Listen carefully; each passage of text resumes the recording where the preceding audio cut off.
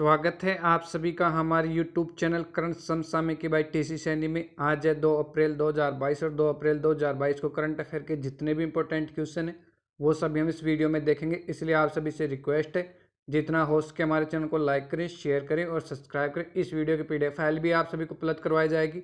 इस वीडियो के description box से आप PDF लिंक से PDF फाइल डाउनलोड कर सकते हैं। देखते हैं आज के क्वेश्चन। किस राज्य सरकार ने कैदियों के लिए व्यक्तिगत ऋण देने की योजना शुरू की है? तो हाल ही में महाराष्ट्र सरकार के द्वारा कैदियों के लिए व्यक्तिगत ऋण देने की योजना शुरू की है। इस योजना में कैदियों के परिवार को उनके रहने की स्थिति में सुधार करने और साथ कैदियों के कानूनी मामलों से संबंधित खर्चों को पूरा करने में मदद करने के लिए 50,000 रुपये की सहायता ब्याज सहित दी जाएगी। इस व्यक्तिगत ऋण को खावती ऋण भी कहा जाता है। अब यह महाराष्ट्र सरकार के द्वारा किया गया। तो महाराष्ट्र की कैपिटल क्या है? मुंबई। और वर्तमान में महाराष्ट्र के मुख्यमंत्री कौन है? उद्धव ठाकरे। और गवर्नर कौन है? भगत सिंह कोश्यारी। अब देखते हैं महाराष्ट्र के बारे में और भी इंपॉर्टेंट फैक्ट। राष्ट्रीय पैरा तैराकी चैंपियनशिप 2022 का खिताब महाराष्ट्र ने जीता। पुणे स्टेडियम का नाम नीरज चोपड़ा के नाम पर रखा गया। 2334 करोड़ रुपए की 2 राजमार्ग परियोजनाओं को जो महाराष्ट्र में स्थित है हमारे केंद्रीय मंत्री नितिन गडकरी के द्वारा राष्ट्र को समर्पित किया गया। भारतीय सेना ने महाराष्ट्र पुलिस के साथ सुरक्षा कवच 2 अभ्यास आयोजित किया। 2050 तक शून्य कार्बन लक्ष्य उत्सर्जन लक्ष्य निर्धारित करने वाला मुंबई दक्षिण एशिया का पहला शहर बना। भारत का पहला कृषि निर्यात सुविधा केंद्र पुणे में बना। भारत का पहला मेडिकल सिटी इंद्रायणी मेडिसिटी पुणे में स्थापित किया जाएगा। RIL के द्वारा भारत का सबसे बड़ा व्यापार और सांस्कृतिक केंद्र मुंबई में खोला जाएगा। इक्विटास स्मॉल फाइनेंस बैंक ने महाराष्ट्र सरकार के साथ भागीदारी की। महाराष्ट्र में संजय गांधी नेशनल पार्क है, नवेगांव नेशनल पार्क है, महाराष्ट्र में लोनार झील है, उजानी बांध है, कोयना बांध है और महाराष्ट्र में गुड़ी पड़वा त्यौहार मनाया जाता है। देखते हैं नेक्स्ट क्वेश्चन। भारत और किस देश ने द्विपक्षीय नौसेना अभ्यास वरुण अभ्यास 2022 शुरू किया है? तो हाल ही में भारत और फ्रांस के द्वारा द्विपक्षीय नौसेना अभ्यास वरुण अभ्यास 2022 अरब सागर में शुरू किया गया है। अब फ्रांस के द्वारा किया गया है तो फ्रांस की कैपिटल क्या है? पेरिस। मैंने कल ही आपको बताया था कि यूनेस्को का हेडक्वार्टर भी पेरिस यानी फ्रांस में स्थित है। और फ्रांस की करेंसी क्या है? यूरो। और वर्तमान में फ्रांस के प्रधानमंत्री कौन है? Gene Castex. और राष्ट्रपति कौन है? Emmanuel macro. और हाल ही में फ्रांस का एक शहर लियोन शहर UNEP की रिपोर्ट 2022 के अनुसार विश्व का सबसे शांत शहर की श्रेणी में दूसरे नंबर पर रहा है। अब देखते हैं वर्तमान में सुर्खियों रहने वाले और भी अभ्यास। अमेरिका और फिलीपींस ने बालिकतन 2022 सैन्य अभ्यास आयोजित किया। भारत और सेशेल्स के बीच लेमिटाई 2022 का 9वां संस्करण शुरू किया गया। बरसामासिल 2022 सैन्य अभ्यास मलेशिया में आयोजित किया गया। भारत और उज्बेकिस्तान की सेनाओं के बीच एक डस्ट लीग का आयोजन किया गया। नाटो सैन्य अभ्यास कोल्ड रिस्पॉन्स 2022 नॉर्वे में शुरू हुआ। भारतीय नौसेना का बहुपक्षीय अभ्यास मिलन विशाखापट्टनम में शुरू हुआ। भारतीय अमेरिका और बांग्लादेश द्वारा संयुक्त हवाई अभ्यास कोप साउथ 22 आयोजित किया गया। भारत जापान संयुक्त अभ्यास पूर्व धर्मघोजन 2022 बेलगांव यानी कर्नाटक में आयोजित किया गया। भारतीय वायुसेना द्वारा वायु शक्ति अभ्यास जैसलमेर के पोखरण रेंज में आयोजित किया गया। भारत श्रीलंका नौसैनिक अभ्यास सिलनेक्स का 9वां संस्करण विशाखापट्टनम में आयोजित किया गया। देखते हैं नेक्स्ट क्वेश्चन। सरकार ने HAL से कितने स्वदेशी हल्के लड़ाकू हेलीकॉप्टर की खरीद को मंजूरी दी है?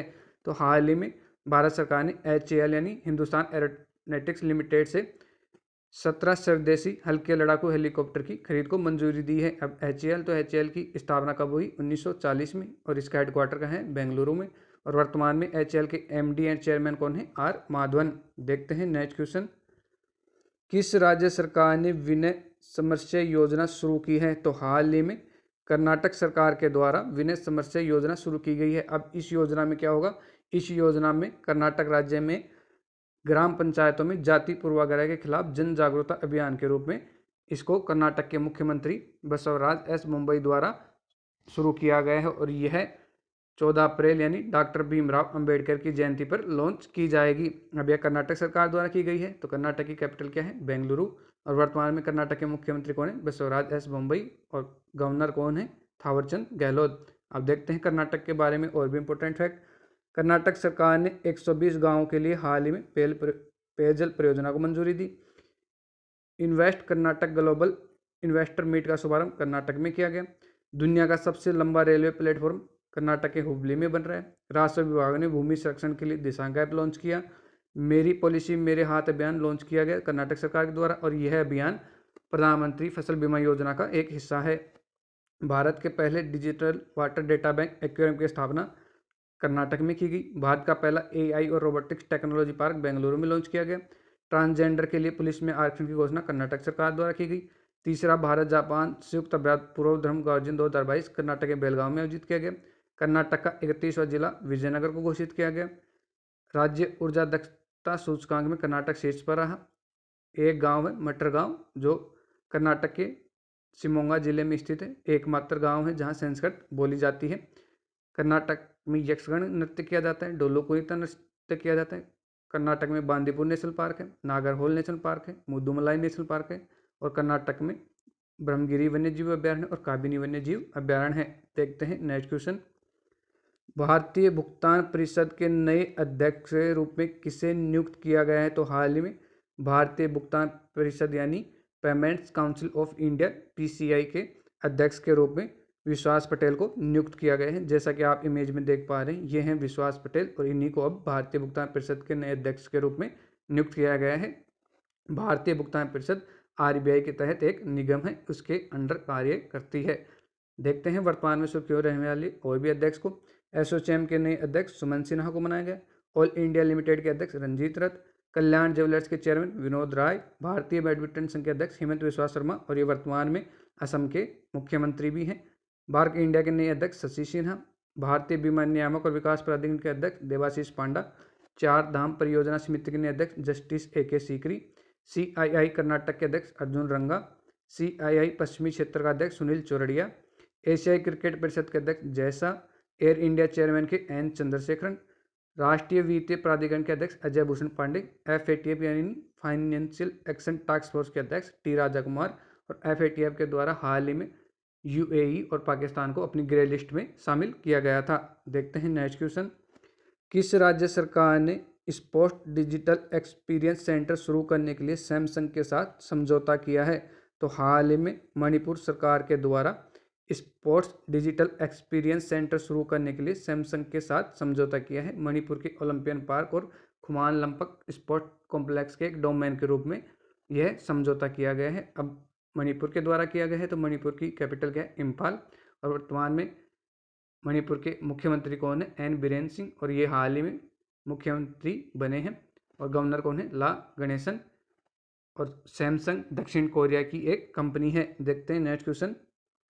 पाइन लैब्स और किस ने टैप टू पे योजना के लिए समझौता किया है? तो हाल ही में पाइन लैब्स और गूगल पे के द्वारा टैप टू पे योजना के लिए समझौता किया है। अब ये टैप टू पे योजना क्या है? तो UPI के लिए टैप टू एक परियोजना है, यानी अब फोन के माध्यम से सिर्फ टैप टू पे क्लिक करके हम UPI पेमेंट कर सकते हैं।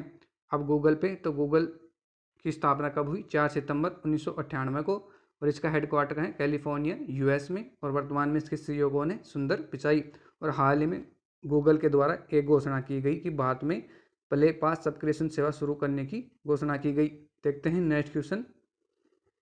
हाल ही में उत्कल दिवस या ओडिशा दिवस कब मनाया गया है? तो हाल ही में उत्कल दिवस या ओडिशा दिवस 1 अप्रैल को मनाया गया है। अब यह दिन क्यों मनाया जाता है? तो 1 अप्रैल 1936 को ओडिशा अलग अस्तित्व में आया और इसी के लिए यह दिन मनाया जाता है। अब यह ओडिशा का मनाया जाता है। तो ओडिशा की कैपिटल क्या है? भुवनेश्वर। और वर्तमान में ओडिशा के मुख्यमंत्री कौन है? नवीन पटनायक। और गवर्नर कौन है? गणेशी लाल। अब देखते हैं ओडिशा के बारे में और भी इंपॉर्टेंट फैक्ट। हाल ही में ओडिशा में पखाल दिवस मनाया गया। 20वीं राष्ट्रीय पैरा एथलीट चैंपियनशिप ओडिशा में शुरू हुई। Senior national weightlifting championship Bhubaneswar में शुरू हुई। ओडिशा ने मिस्र इंद्रधनुष में पहला स्थान हासिल किया। ओडिशा के पहले आदिवासी मुख्यमंत्री हेमानंद बिस्वाल का हाल ही में निधन हुआ।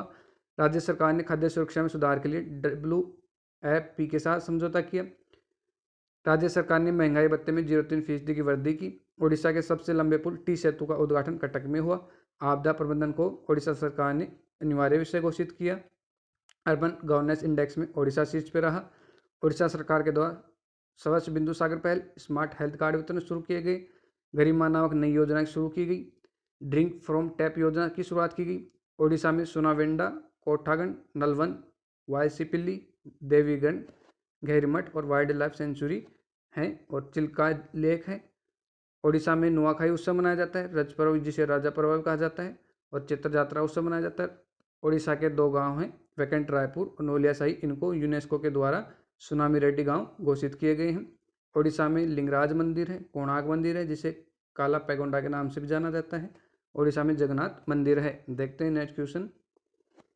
डोगरा रेजिमेंट की बटालियन को किसके द्वारा प्रेसिडेंट कलर्स भेंट किए गए हैं? तो हाल ही में डोगरा रेजिमेंट, ये कहाँ है? ये यूपी रेजिमेंट है और इसकी 2 बटालियन को हमारे थल सेना प्रमुख जनरल एम नरवणे के द्वारा प्रेसिडेंट कलर्स भेंट किए गए हैं। देखते हैं नेक्स्ट क्वेश्चन।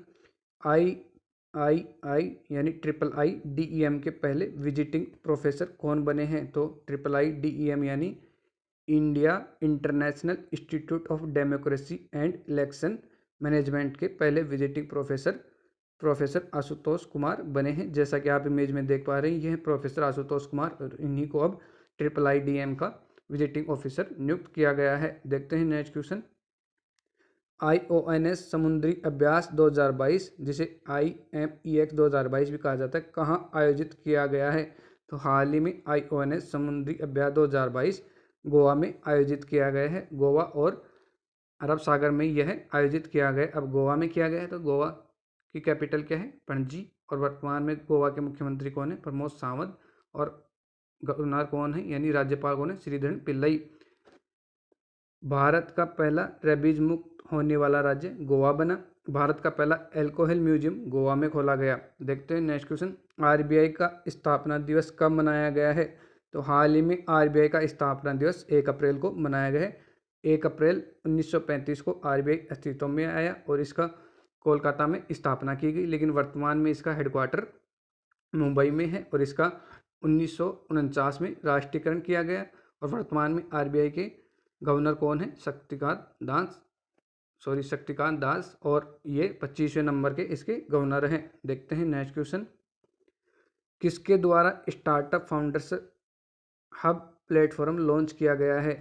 तो हाल ही में माइक्रोसॉफ्ट के द्वारा startup founders hub platform launch किया गया है। अब माइक्रोसॉफ्ट के द्वारा किया गया है तो माइक्रोसॉफ्ट की स्थापना कब हुई? 4 अप्रैल 1975 को।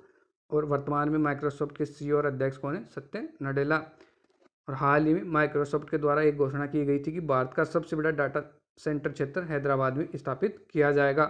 देखते हैं नेक्स्ट क्वेश्चन। इंडिया रेटिंग्स ने फाइनेंशियल ईयर 2023 के लिए भारत की GDP ग्रोथ का अनुमान घटाकर कितने प्रतिशत किया है? तो हाल ही में इंडिया रेटिंग्स ने फाइनेंशियल ईयर 2023 के लिए भारत की GDP ग्रोथ का अनुमान घटाकर 7 से 7.2% रहने का अनुमान लगाया है। पहले यह अनुमान 7.6 रहने का था, लेकिन इसे अब घटाकर 7 से 7.2% कर दिया गया है। अब देखते हैं और भी रेटिंग एजेंसियों के द्वारा दी गई रेटिंग्स को।